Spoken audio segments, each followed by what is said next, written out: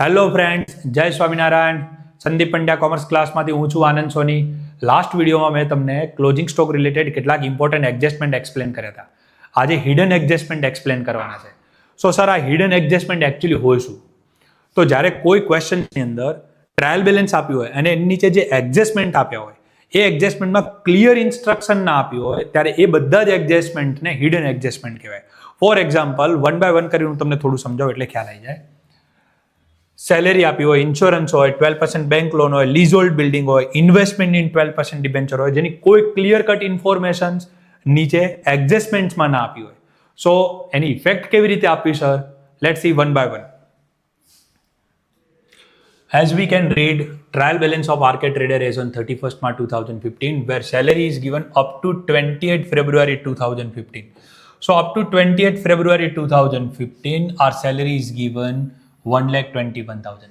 Our year ends on 31st March 2015, which always begins from 1st April 2014 and ends on 31st March 2015, which is obviously a period of 12 months. Now, if we consider the salary is given up to February, that means we have paid salary from 1st April 2014 to 28th February 2015. That means April to February, it is a period of 11 months. So, we should pay a salary for 12 months. Instead, we have paid salary only up to 11 months. So, salary for 1 month still remain to be paid. That means salary of 1 month is an outstanding salary, and as we know, outstanding salary is a liability for us. Hence, we must calculate the amount and then we should pass the effect for that one. So sir, how we shall calculate? So total salary is given 1,21,000, which is for 11 months. Once we divide 1,21,000 by 11 months, we shall obtain it is a rupees 11,000. That means salary of 11,000 is remain to be paid.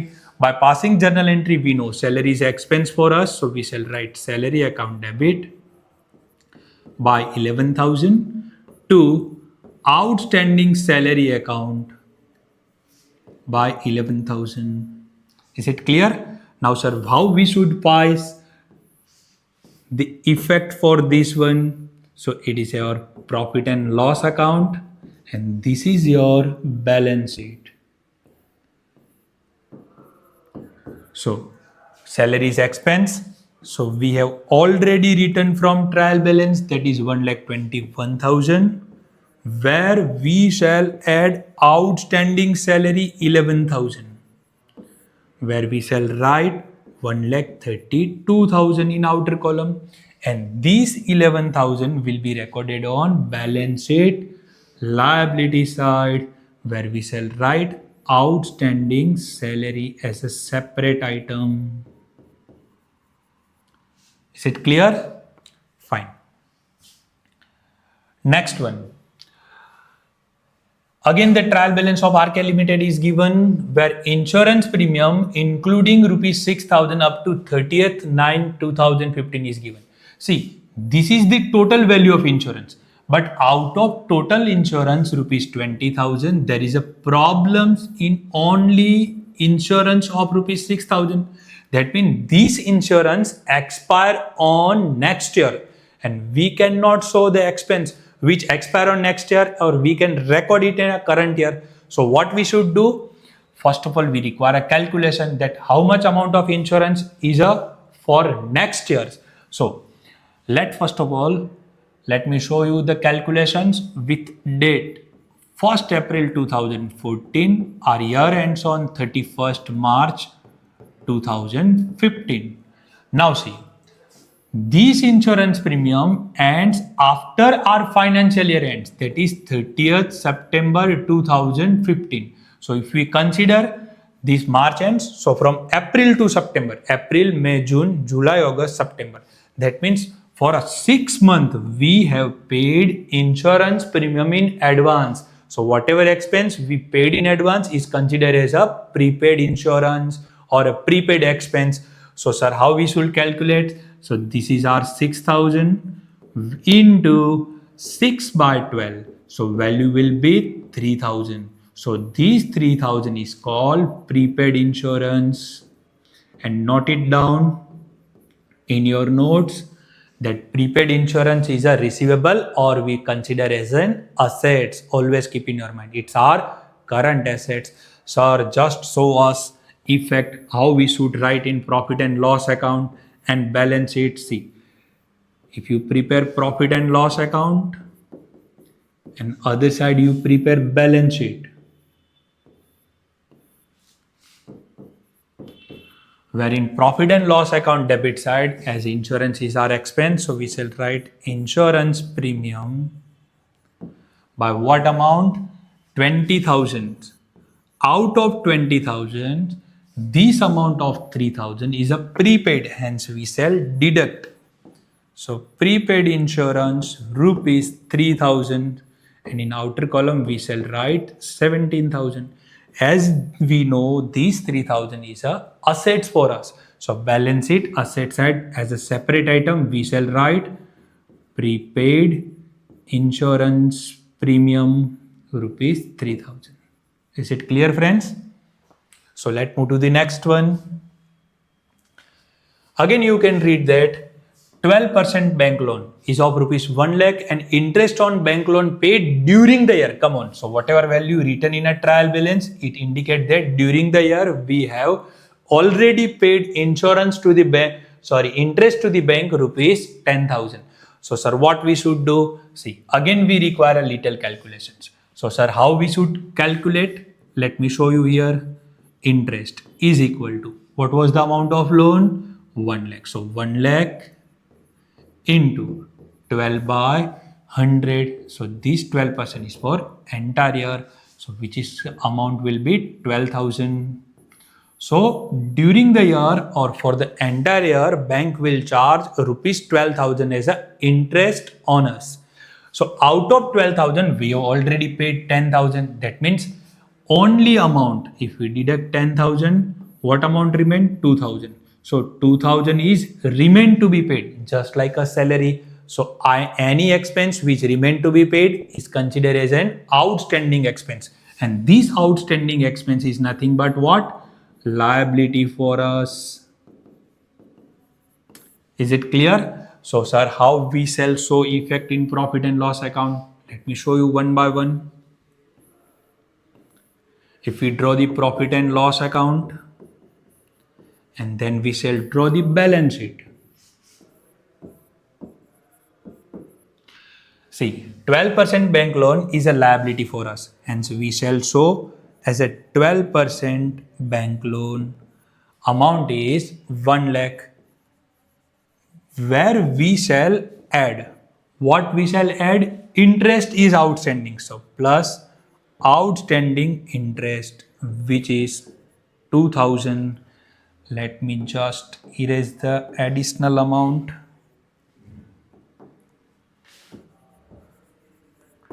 So in outer column, we shall write 1 lakh 2,000. What student usually commit the mistake? They write in outer column 1 lakh 12,000. No, rather 10,000 is already paid. So what our actual liability still remain at the end of 31st March 2015? That is 1 lakh 2,000. And interest on bank loan is expense for us. Hence we shall record here interest value is 10,000. As we have done already in salary, we shall add it. Outstanding 2,000. So in outer column, we shall write 12,000. Is it clear? So let me explain again. What was the value of bank loan? 1 lakh. 12% on 1 lakh will be 12,000. Out of 12,000, we have already paid 10,000 to bank in form of interest. So for the year, 2,000 rupees remain to be paid. So this 2,000 is called outstanding expense, and outstanding expense is liability for business. Let's move to the next one. See, trial, this is very important, friends. Trial balance as on Arcade Traders as on 31st March 2015, where the leasehold building is given rupees 5 lakhs. We know leasehold building is dash for us, it's an asset. So these lease expire on 31st March 2019. So what students commit mistake? Do you know? They usually do 2019 minus 2015. That means it's a period of 4 years, which is very wrong. Let me show you clearly. See, our year starts from 1st April 2014 and ends on 31st March 2015. The next year that will start from 1st April 2015 ends on 31st March 2016, which start from 1st April 2016 ends on 31st March 2017. 1st April 2017 ends on 31st March 2018, and finally 1st April 2018 and ends on 31st March 2019. So dear friends, the benefit of 5 lakhs is not available for these 4 years, rather it is available for 5 years. Hence we shall distribute entire 5 lakhs over 5 years. So what will be the overall expense for our years? So we shall divide 5 lakhs with 5 years. So it will be rupees 1 lakhs. Is it clear, friends? Fine. Now sir, just show us where we should pass the effect. Let me show you. This is our profit and loss account and this is our balance sheet. In balance sheet, asset side, we have already shown our leasehold building. So we have written leasehold building rupees 5 lakhs. Out of 5 lakhs, during the year we have utilized 1 lakhs, which is called written off. So we shall minus written off rupees 1 lakh. So in outer column we shall write rupees 4 lakhs. And this written off expense is a current year expense. So on profit and loss account, debit side we shall write leasehold building written off by rupees 1 lakh. Is it clear? So again I'm telling you, do not commit a mistakes for calculating benefit up to 4 years. Rather it is for 5 years. Then let's move to the next one. Next is investment in 12% debenture of ABC company. Sir, what does it indicate? See, here we have been given a debit bill. That means we have invested our hard-earned money of rupees 2 lakhs in ABC Company Limited. That means this investment is assets for us. That means we have invested for gaining something. So during the year they had promised us that once you invest 2 lakhs, we shall promise to pay you 12%. So first of all, let's calculate the interest. So interest on investment is equal to 2 lakhs into 12 by 100. So 12 by 100 it will be rupees 24,000. So they had promised us that we shall give you 24,000 as an interest for an entire year. How much interest during the year they have already paid to us? Rupees 12,000. So we shall deduct 12,000. What amount remained? 12,000. These 12,000 is called interest receivable. And we know interest receivable is assets for us. What we shall call interest receivable is assets for us. Any income which is receivable is always an asset. So sir, now show us how we shall pass the effect in profit and loss account and balance sheet. So let me show you again.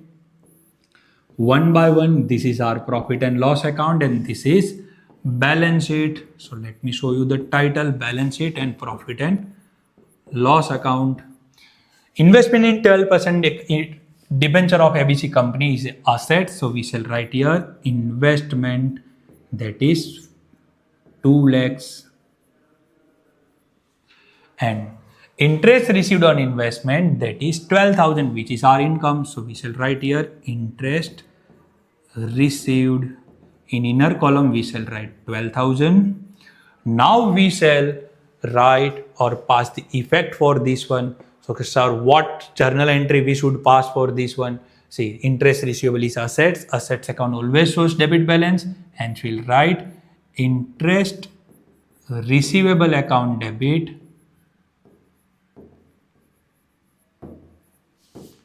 to interest received account by 12,000. Is it clear?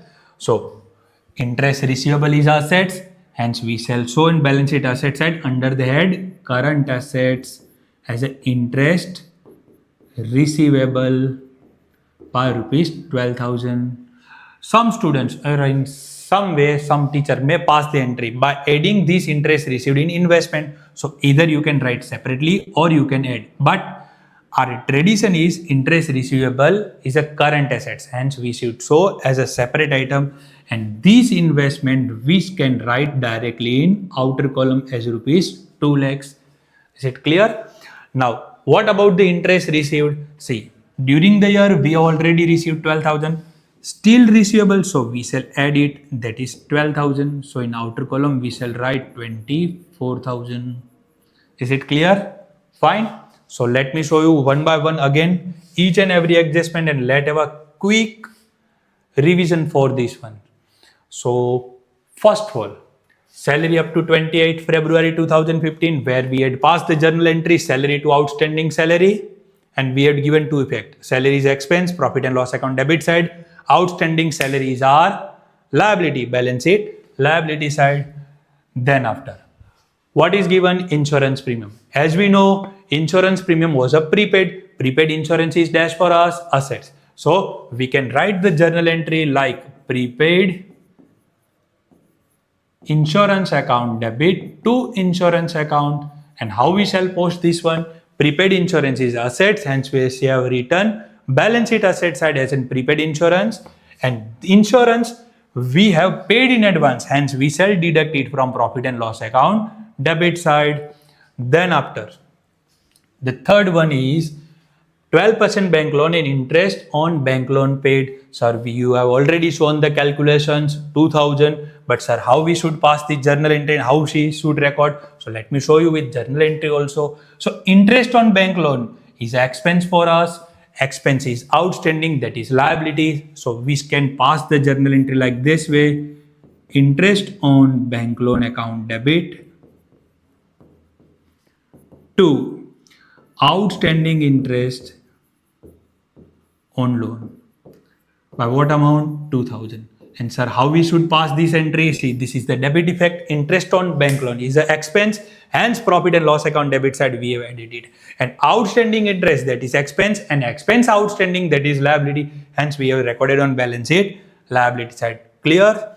And then after, we have calculated for leasehold building for 5 years. Sir, what about this 1 lakh? I'm telling you again, this 1 lakh, that means expired expense, and we can call as a written off leasehold building. Fine. So we can also write journal entry like this way: leasehold building or written off leasehold building account debit, or leasehold building written off to leasehold building account by rupees 1 lakh. So this 1 lakh is a current year expense, hence we have recorded in profit and loss account debit side. And leasehold building, the value reduces by 1 lakhs, hence we have deducted as a 1 lakh, and now we have shown rupees 4 lakh in outer column. The last one that I already explained, investment in 12% debenture of ABC company, where interest yet to be receivable, that is our assets. So interest receivable 12,000 and interest received is 12,000. So finally, sir, where you had shown this effect, pause it, think it, try it. So balance sheet asset side, interest receivable. I'm telling you, interest receivable is your current assets, and you can write under the head current assets. Fine. Some students add it in investment. No doubt the total of balance sheet always get tallied, but sometime conceptually we should written as a current assets. And second, interest already received during the year, which was 12,000, and finally yet to be received, it is our assets, hence we should add it. And finally show 24,000 as a current year income, irrespective of fact whether it is received or not. Fine. Hope these explanations make a very clear understandings regarding the hidden adjustment. See you in next video with very interesting topic. Jai Swaminarayan.